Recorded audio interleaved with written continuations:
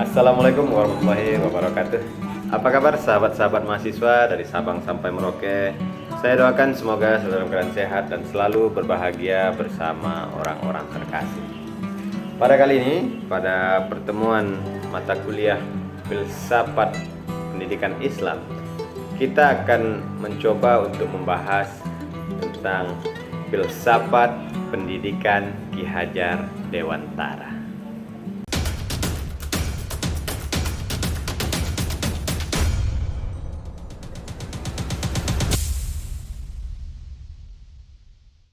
Sahabat-sahabat semua, Ki Hajar Dewantara memiliki nama asli yaitu Raden Mas Suwardi Suryaningrat. Beliau lahir di kota Yogyakarta pada tanggal 2 Mei 1889 dari lingkungan keluarga bangsawan Yogyakarta. Raden Mas Suwardi Suryaningrat saat genap berusia 40 tahun menurut hitungan dari tahun Caka, berganti nama menjadi Ki Hajar Dewantara. Semenjak saat itu ia tidak lagi menggunakan gelar kebangsawanannya di depan namanya. Hal ini dimaksudkan agar ia dapat bebas dekat dengan rakyat, baik secara fisik maupun hati. Sahabat-sahabat semua, pemikiran filsafat umum secara implisit maupun pemikiran filsafat secara eksplisit, kajian terhadap pemikiran filsafat umum Ki Hajar Dewantara dapat menjadi semacam pengantar bagi pembahasan lebih jauh tentang pemikiran filsafat pendidikan yang telah dihasilkan oleh Ki Hajar Dewantara. Pemikiran Ki Hajar Dewantara sebagai seorang filosofis tentang hakikat realitas terdalam dari segala sesuatu sebagai suatu kajian metafisika mengarah pada suatu pemikiran yang bersifat kerohanian dan religius. Pemikiran Ki Hajar Dewantara yang bersifat kerohanian dan religius itu nampak dari titik tekanan sumber realitas dari segala sesuatu adalah Tuhan. Menurut pandangan Ki Hajar Dewantara, Tuhan adalah pencipta dari segala sesuatu di dunia ini. Inklusif dari pandangan ini, suatu kesimpulan bahwa manusia dan alam semesta ini merupakan hasil ciptaan Tuhan. Apabila kita lihat dari sudut filsafat ketuhanan, Ki Hajar Dewantara adalah seorang filsuf yang memiliki pandangan teistis. Pandangan teistis berarti pandangan yang mengakui keberadaan Tuhan sebagai pencipta dan penguasa segenap realitas yang ada. Pandangan kerohanian spiritual ini memiliki posisi yang berseberangan dengan pandangan materialistis yang memiliki pemikiran metafisika bahwa realitas terdalam dari segala sesuatu itu bersifat materialistis. Ki Hajar Dewantara memberikan pengertian kebudayaan sebagai hasil dari olah budi manusia merupakan kemurahan Tuhan yang diberikan kepada manusia. Manusia sebagai pencipta kebudayaan hanya mampu menciptakan kebudayaan karena manusia mendapatkan pemberian atau anugerah kemampuan yang telah diberikan oleh Tuhan. Pemberian yang telah diberikan oleh Tuhan itu wajib dimanfaatkan semaksimalnya oleh manusia untuk mencapai tujuan kebahagiaan atau kesejahteraan hidup manusia, alam maupun makhluk-makhluk lain yang ada di dunia. Ki Hajar Dewantara menunjukkan bahwa manusia adalah sekaligus makhluk ciptaan Tuhan dan makhluk yang memiliki kebebasan untuk melakukan eksplorasi dalam menciptakan produk-produk kebudayaan baru. Pemikiran Ki Hajar Dewantara tentang nilai-nilai etika adalah memiliki konsistensi dengan pandangannya tentang hakikat realistis. Pandangan beliau lebih mengarah pada pandangan nilai-nilai etika yang bersifat humanistik religius. Ini berarti penilaian dan kriteria baik buruk perilaku atau tindakan seseorang dapat dikembalikan pada nilai kerohanian, keagamaan, berdasar pada panggilan jiwanya sebagai manusia yang dapat disebut sebagai makhluk Tuhan. Sahabat-sahabat semua, kita akan coba melihat pemikiran filsafat pendidikan Ki Hajar Dewantara.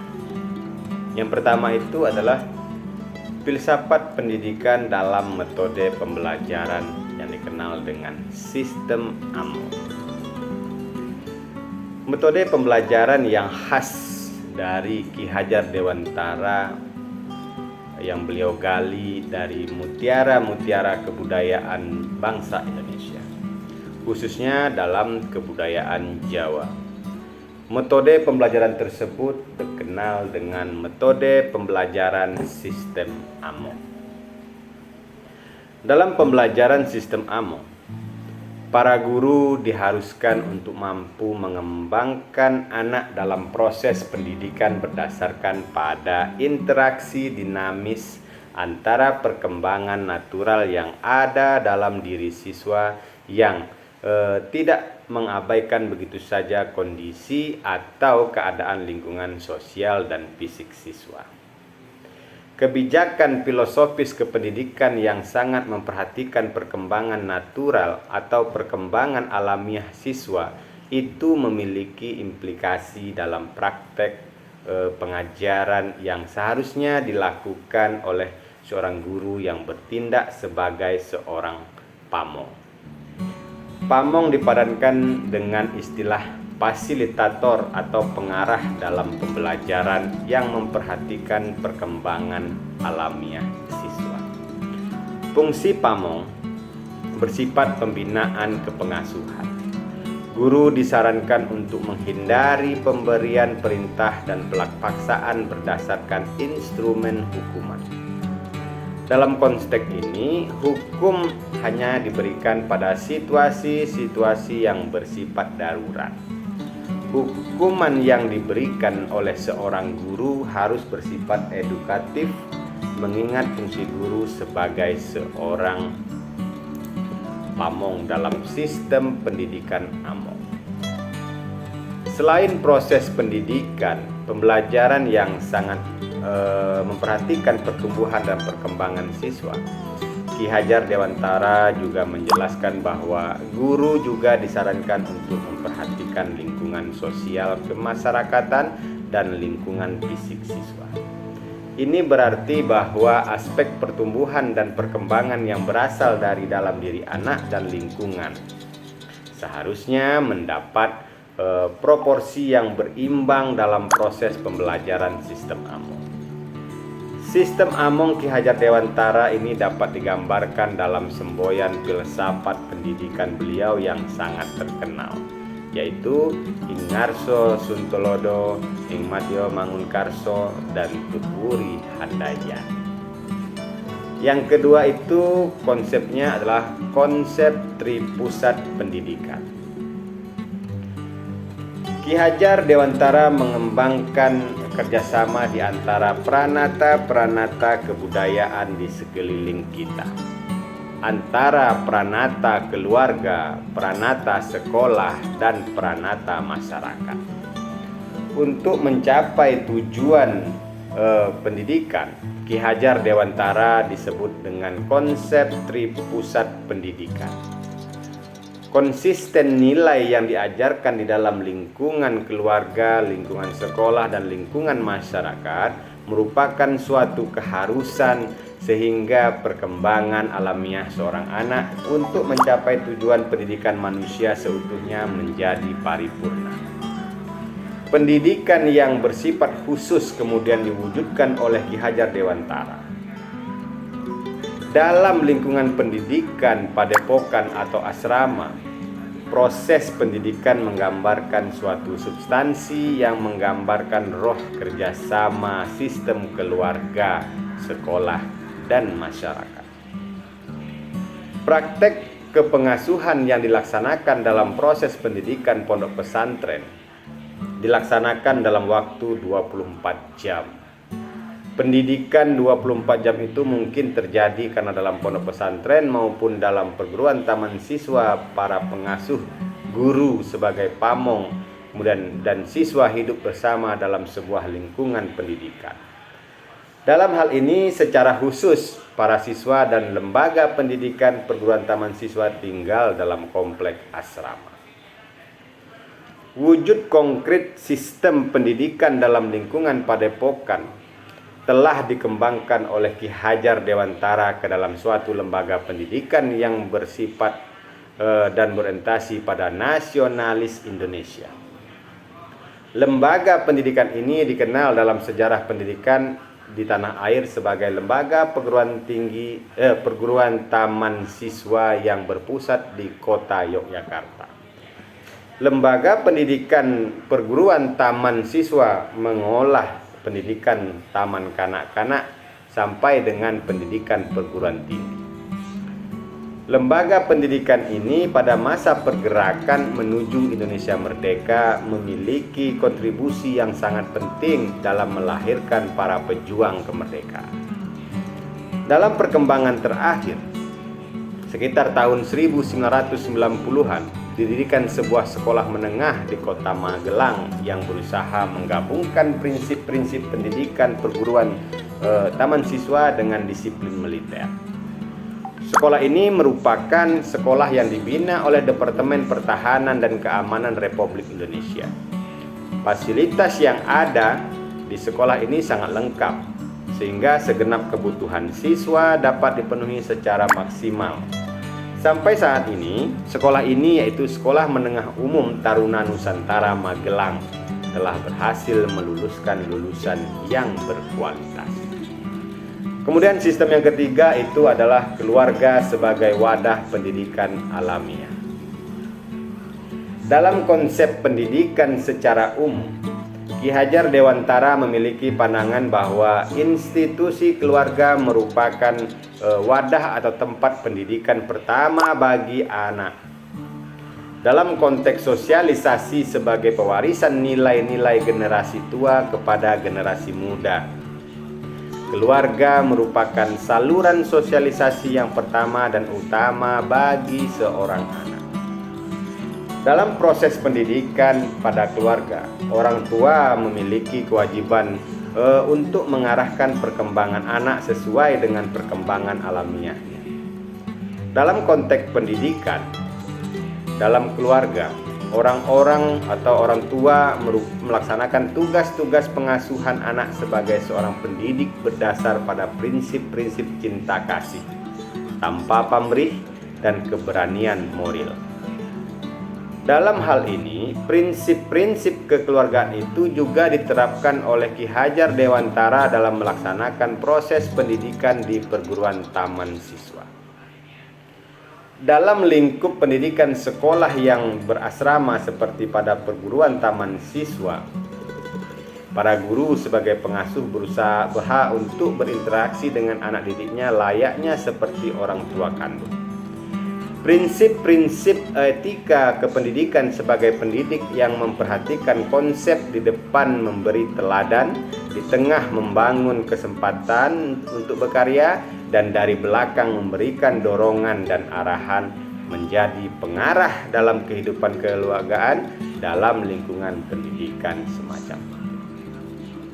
Dalam konteks ini, anak didik dapat melaksanakan hidup sosial kekeluargaan bersama sesama teman dan bersama para pendidik sebagai satu kesatuan keluarga. dalam proses pendidikan semacam ini, etika kependidikan di depan memberi teladan, di tengah membangun kesempatan untuk berkarya, dan dari belakang memberikan dorongan dan arahan akan dipahami dengan baik oleh anak didik, dan kemudian mereka pun berusaha menerapkan prinsip etika kependidikan ini dalam lingkungan kependidikan dan dalam masyarakat di luar lembaga pendidikan. Sahabat-sahabat semua, prinsip etika kependidikan kekeluargaan merupakan gambaran pengaruh tradisi kekeluargaan atau tradisi gotong royong yang telah lama dalam kebudayaan Nusantara pada masa yang lalu. Dalam konteks sosiologis, tradisi kekeluargaan atau tradisi gotong royong menggambarkan masyarakat Patembayan.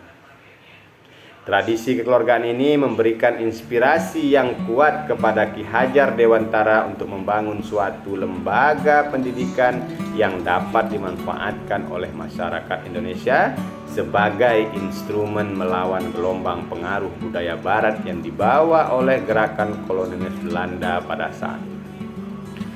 Prinsip etika kependidikan kekeluargaan terbukti cukup berhasil memberikan kontribusi bagi pejuang kemerdekaan Indonesia karena menghasilkan tokoh-tokoh pemimpin kemerdekaan memiliki jiwa gotong royong dan jiwa kekeluargaan melaksanakan tugas-tugas pergerakan. Baiklah sahabat-sahabat semua, sahabat-sahabat anak paring, sahabat-sahabat mahasiswa dari Sabang sampai Merauke, demikianlah pertemuan kita kali ini yang membahas tentang filsafat pendidikan Ki Hajar Dewantara. Semoga konten pengantar ini mampu memberikan sebuah pencerahan kepada sahabat-sahabat semua dan membuka cakrawala berpikir sahabat-sahabat semua dalam memahami filsafat pendidikan Ki Hajar Dewantara. Saya selaku dosen pengampu pada mata kuliah ini pada program studi Manajemen Pendidikan Islam Fakultas Ilmu Agama Islam Universitas Islam Indragiri Tembilahan. Mohon maaf jika ada kesalahan dan saya akhiri. Assalamualaikum warahmatullahi wabarakatuh.